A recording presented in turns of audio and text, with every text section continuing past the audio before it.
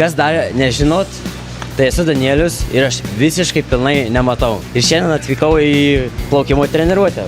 O ant tavęs šaukti anksčiau per treniruotės ar biškį švelniau? Ne, tai gal primuštų. Kaip tu girdi po vandeniu? Turiu raciją, turim tabletę. Jinai veikia tuo, kad šita dalis, membrana, vibruoja į kaukolę ir garsas eina tiesiai į žmogaus smegenis, tiesiai į galvą girdi. Danieliau, plaukiam, nes matau, kad vanduo vibruoja nuo tavęs. Į vietas.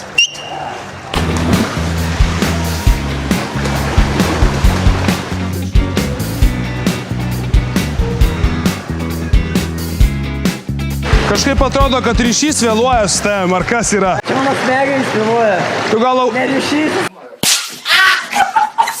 Troškina? Taip nedarykit, sportininkai. Kaip? Nu pasakykite kaip. Klubelis iš vakaro prieš treniruotę nėra geras darinys. Būna viską reikia. Danielius čia plaukia visiškai nieko nematydamas. Jūs pabandykit akimirką taip įsivaizduoti, įsijausti jo kailį.